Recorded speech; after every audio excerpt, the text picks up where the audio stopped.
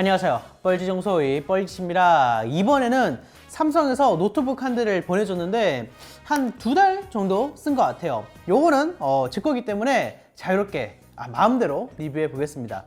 먼저 디자인인데요. 딱 봐도 나 게이밍 노트북이다 스럽죠. 전면에 오디세이 로고가 그려져 있고요. 요게 용의 눈을 형상화한 거래요.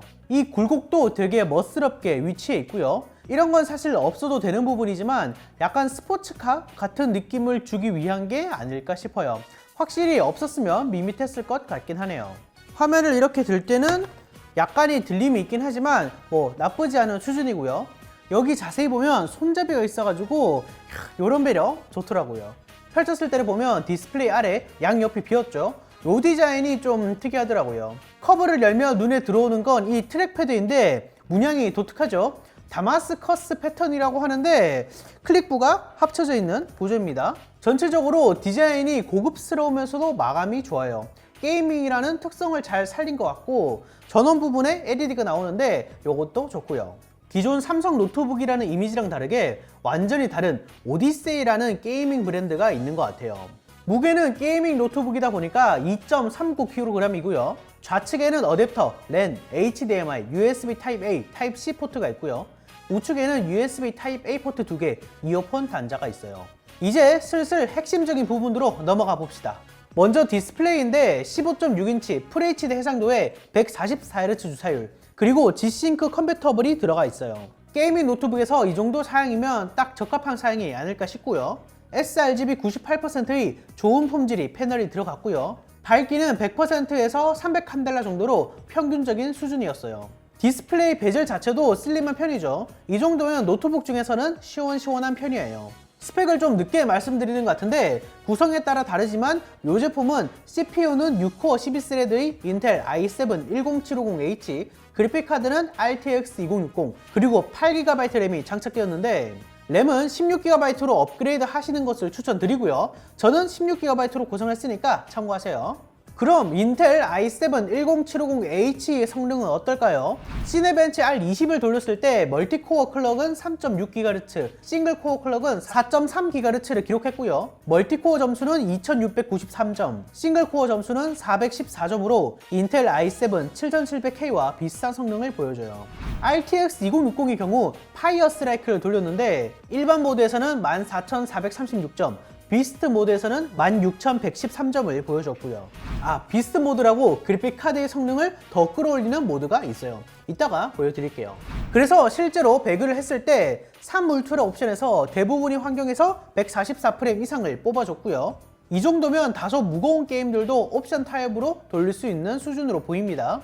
롤은 당연히 잘 되고요. 높은 옵션에서 144프레임 이상을 꾸준히 보여주고 기분 좋으면 200프레임까지도 뽑아주더라고요.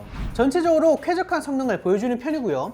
이 정도면 가벼운 게임들을 포함해서 무거운 게임들도 살짝 돌릴 수 있는 수준이죠. 그럼 이 노트북의 안이 어떻게 생겼는지 슬슬 궁금해지는데 한번 확인해 봅시다.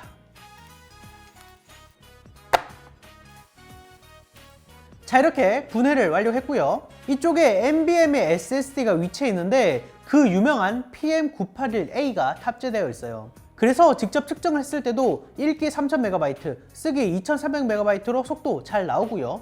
보통 이런 SSD 같은 부분에서 가격을 절감하는데 삼성답게 이런 자잘한 부분까지 신경을 쓰는 것 같아요. 업그레이드도 여기서 램을 교체하실 수 있고요.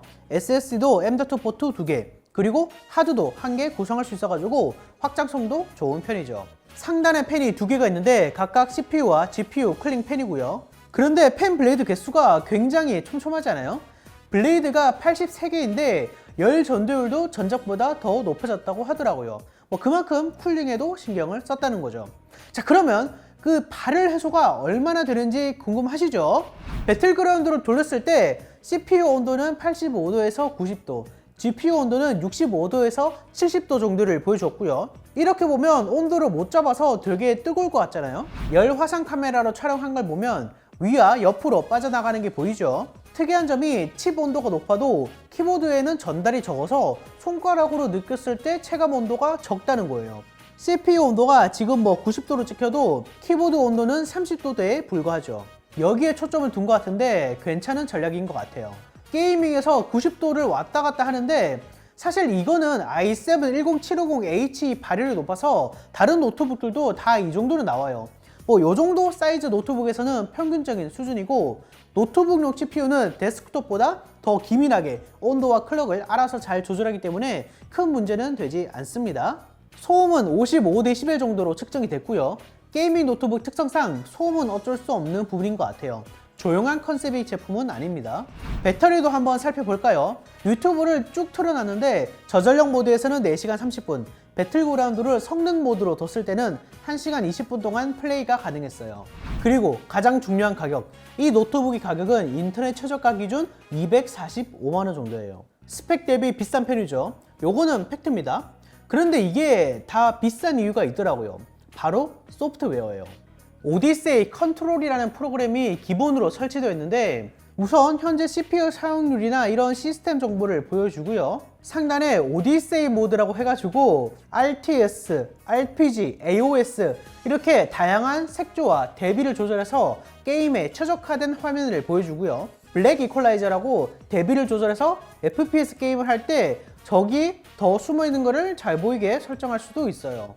그리고 이거를 프로파일로 따로 설정할 수도 있어서 아까 말씀드린 비스트 모드를 여기서 켜줄 수 있고요. 비스트 모드를 켜면 소음이 올라가는 대신 성능을 더 끌어올리는 거죠. 가상 표적이라고 조준선을 이렇게 항시 띄우는 기능도 있어요. 또 우측에 OSD 설정이라고 있는데, 이렇게 켜면 현재 뭐 CPU, 그래픽 카드, 프레임까지 해가지고 원하는 위치에 계속 오버레이로 띄워져요. 뭐 보여주는 항목도 조절할 수 있고, 뭐 약간 투박해 보이긴 하지만 생각보다 꽤 노력을 한 게 보이더라고요. 외부 프로그램 설치 없이도 이렇게 OSD를 이용할 수 있다는 거죠. 데스크톱 게이밍 모니터 있는 기능들을 노트북에 탑재를 했다는 거예요. 자, 그런데 여기까지만 보면 뭐 물론 좋은 기능이긴 하지만 그렇게까지 혁신적이지는 않거든요. 그런데 지금 소개해드리는 이거는 오로지 삼성만 할 수 있을 것 같아요. S 서비스라고 기술 지원을 평일 오전 8시부터 새벽 2시까지 원격으로 받을 수 있어요. 요거는 직접 한번 보여드릴게요. 지금 시간이 오후 11시 47분이거든요. 이 정도면 오밤중이라고 할 수 있겠죠. 프로그램을 딱 켜면 중앙에 문의 내용을 적는 게 있고, 예상 대기 시간이랑 현재 대기 중인 고객이 있네요. 0명인 거 보니까 지금 저밖에 없나 봐요. 문의를 일반적인 것보다 약간 기술적인 거 해볼게요. C타입 포트에 랜을 연결할 수 있나요? 이렇게 질문을 입력하고 서비스 신청을 눌러보겠습니다. 와, 그럼 바로 이렇게 상담사가 입장을 하고 채팅을 치네요. 안녕하세요. C타입 포트에 랜을 연결할 수 있나요? 바로 답변이 왔어요. 변환 젠더를 이용하면 C포트에 랜이 연결 가능하대요. 야, 그럼 다른 것도 한번 물어보겠습니다. 노트북 펜 속도를 인위적으로 조절할 수 있을까요? 야, 그랬더니 바로 답장이 또 와요. 펜 속도를 인위적으로 조절할 수는 없지만 삼성 세팅 프로그램에서 저소음 모드를 설정하면 소음이 안 날 정도로 펜이 돌아가게 설정 가능하대요. 이야, 되게 괜찮은데요? 야, 뭐 요 정도면 어떤 서비스인지 대충 감이 오셨겠죠? 요쪽에 이제 원격 연결이 있는 거 보니까 기술적으로 뭔가 다른 도움이 필요할 때는 원격으로도 이제 제 컴퓨터를 조절할 수 있는 것 같아요. 야, 감사합니다 하고 나오겠습니다. 그러니까 이 노트북은 누구한테 추천하냐? 첫 번째로 삼성 오디세이 팬분들이에요. 뭐 이거는 이유를 설명할 필요는 없죠. 두 번째로는 컴퓨터를 잘 모르는 사람에게 추천할 때 좋아요. 성능 잘 뽑아주고 AS 좋고요. 뭐가 문제가 생기거나 뭐 제품이 이상 있을 때도 야, 그냥 S 서비스 물어봐 라고 할 수 있어요. 새벽 2시까지 가능하니까요. 주위에서 자꾸 노트북 추천해달라 하는데, 야, 그럴 때 요거 귀찮으면 요거 추천할 때 괜찮아 보이더라고요. 가성비 포지션은 아니지만 소프트웨어 값이 포함되어 있다, 요렇게 생각하시면 될 것 같습니다. 소프트웨어는 값어치를 매길 수 없잖아요. 이 서비스가 얼마만큼이라고 생각하는지에 따라서 이 제품 자체의 평가도 갈릴 수 있다고 봐요. 자, 궁금한 점 있으면 댓글 남겨주시고요. 영상 봐주셔서 감사하고 그러면 다시 봅시다.